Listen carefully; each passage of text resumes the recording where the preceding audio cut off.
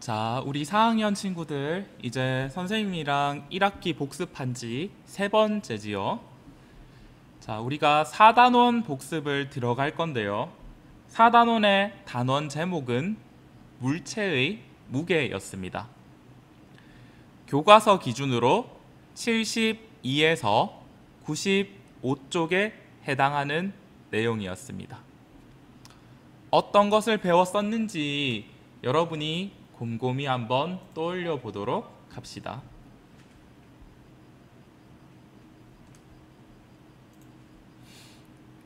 오늘 우리는 2학기 수업에 들어가기 전에 1학기에서 배웠던 내용들을 복습해보는 수업 중 3번째 시간입니다.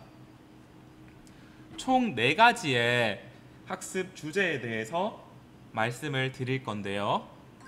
첫 번째는 저울로 물체의 무게를 측정하는 까닭을 알아볼 겁니다.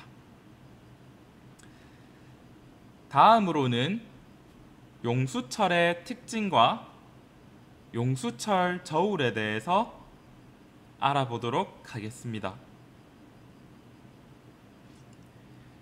그리고 물체의 무게를 비교하는 방법에 대해서 알아보도록 하겠습니다.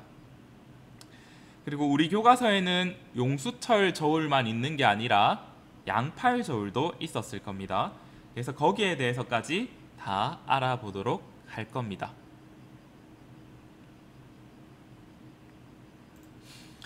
자, 우리가 교과서 72쪽을 한번 보면 물체의 무게에 대해서 나오고 있는데요. 우리가 이번 단원을 학습하면서 총 4가지에 대해서 반드시 익히고 가야 되는 거죠. 첫 번째, 저울로 물체의 무게를 측정하는 까닭이 무엇일까요? 라는 질문에 답을 할 수 있어야 되고요. 그 다음에 두 번째, 우리 생활에는 물체를 무게를 측정하는 예에는 무엇이 있을까요에 대해서 여러분이 답을 할 수 있어야 되고요.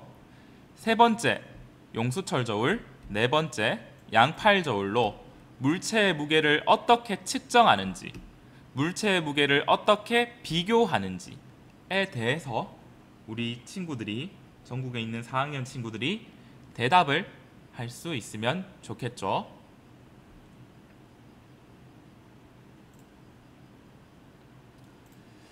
자, 그렇다면 우리가 왜 무게를 측정하는 걸까요? 특히나 이런 저울이라는 도구를 활용해서 물체의 무게를 측정하는 까닭은 무엇일까요? 우리가 흔히 간단하게 생각을 해보면 양손에 들어보면 어떻게 알 수 있어요? 우리 친구들이 어느 물체가 더 무거운지 약간 짐작을 할 수가 있어요. 그렇지만 그 무게가 정확하게 얼마인지는 알 수가 없어요. 그래서 사람들은 저울을 사용해서 물체의 무게를 측정을 하는데요. 자, 이러한 저울로 물체의 무게를 측정하는 까닭은 뭐 때문이죠?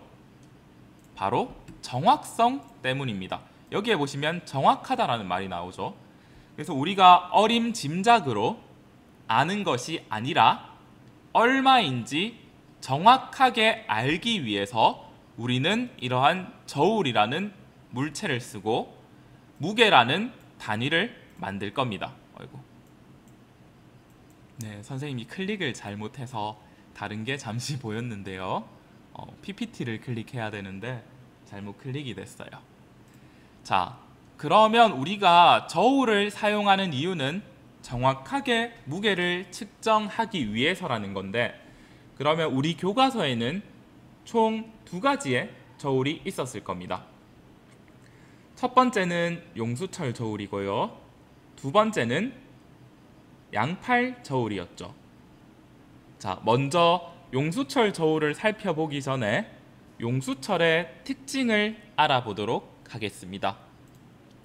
여러분이 만약에 용수철에 이 용수철이라는 거는 이 드래곤 있죠, 용의 수염처럼 생긴 철이라는 겁니다. 이 용의 수염 같은 철에다가 물체를 걸어 놓으면 어떤 일이 있을까요?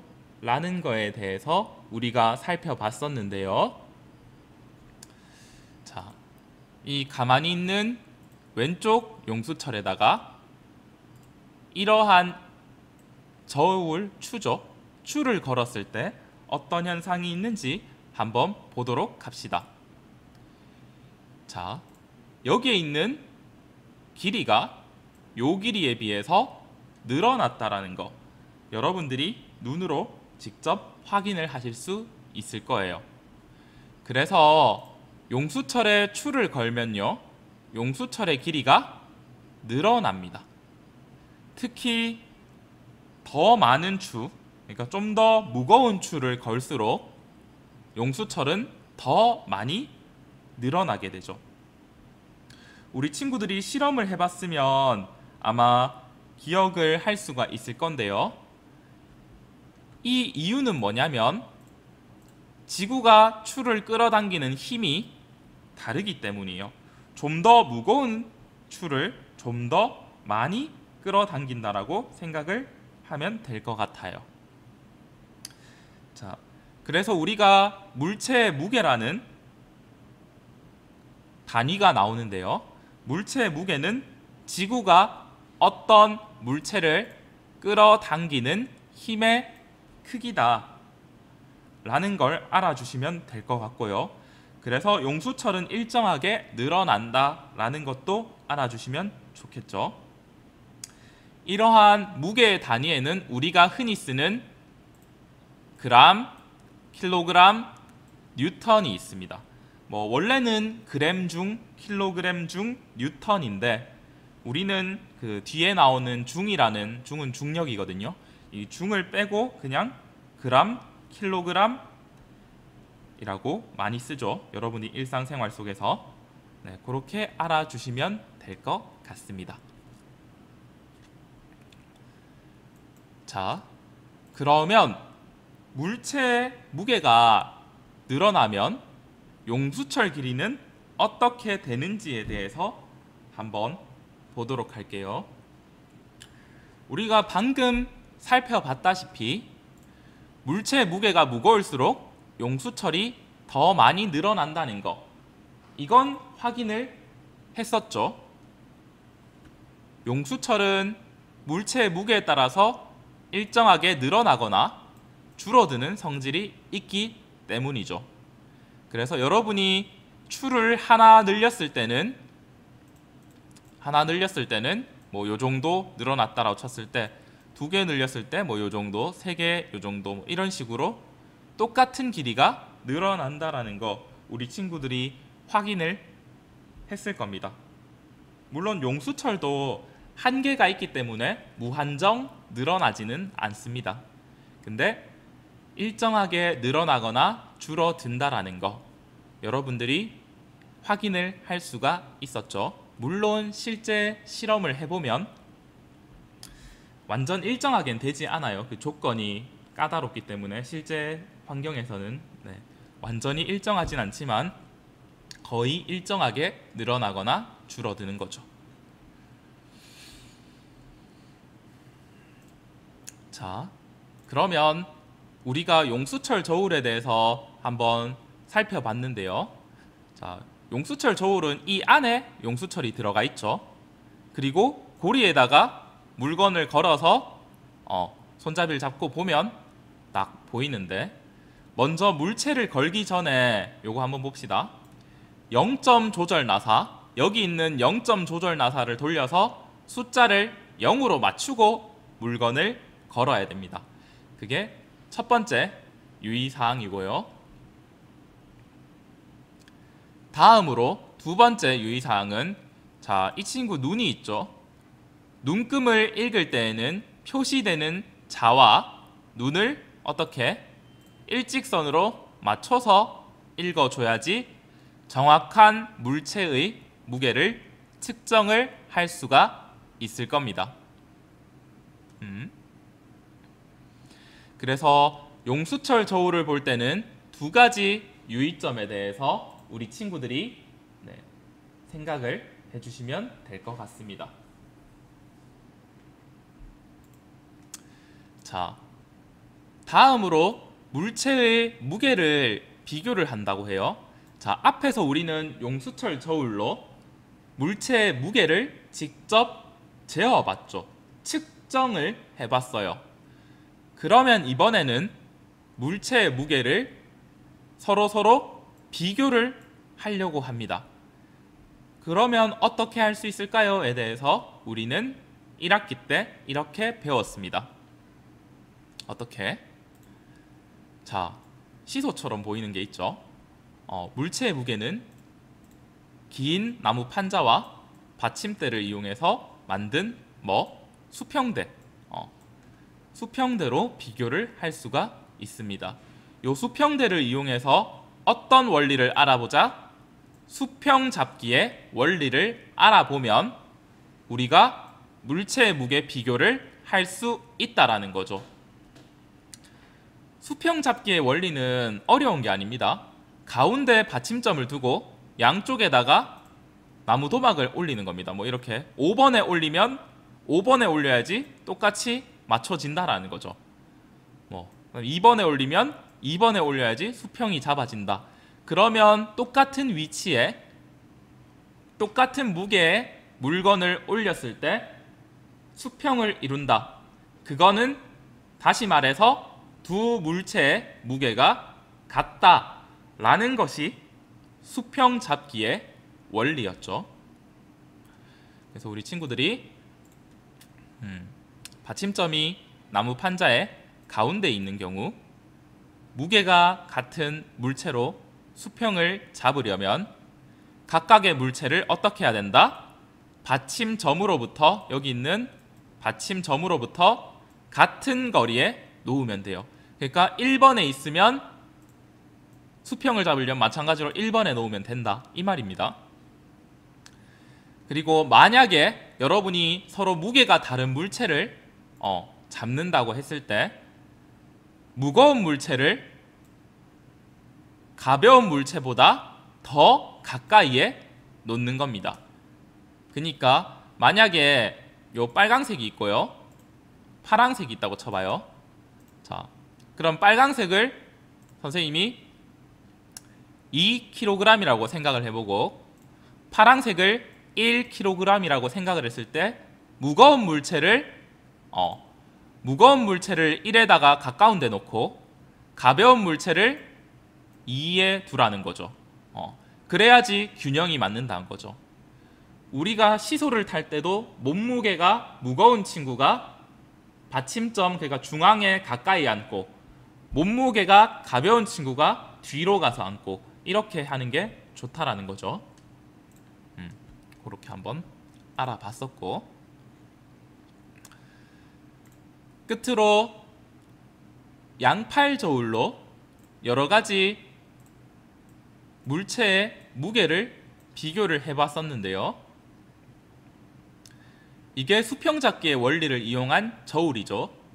그래서 중앙에 두고 중앙에 이게 받침점이라 생각을 하면 됩니다.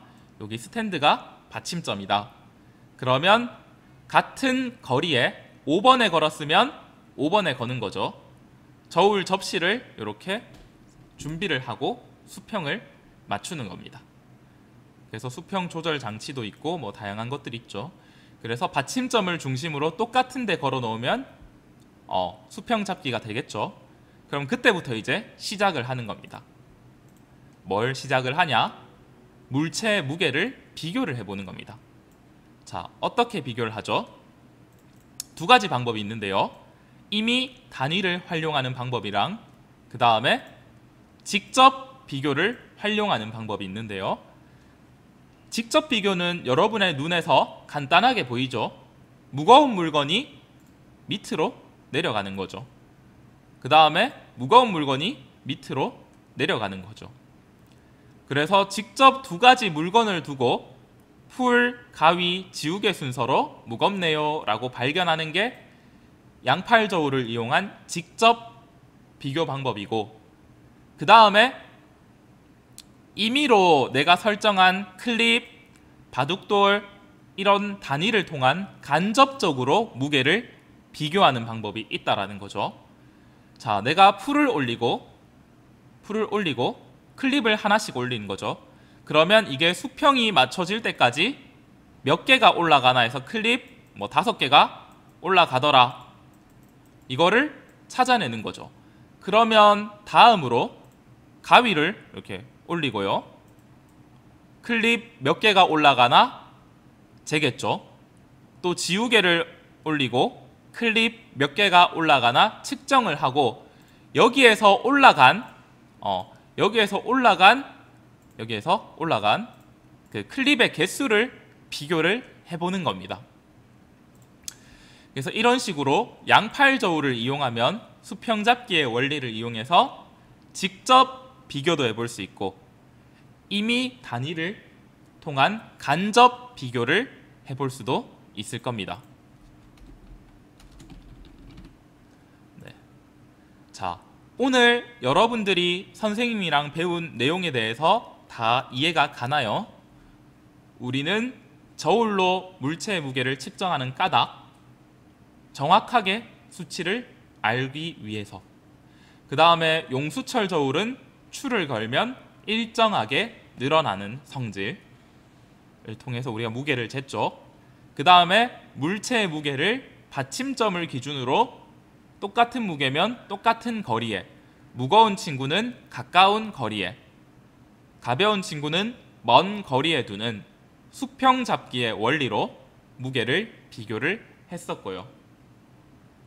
그리고 양팔 저울을 통한 물체의 무게를 직접 비교, 간접 비교하는 방법까지 알아보았습니다. 우리 친구들이 4단원 물체의 무게 복습하느라 고생을 했고요. 선생님이 나눠준 퀴즈를 풀어보도록 합시다. 수고했습니다.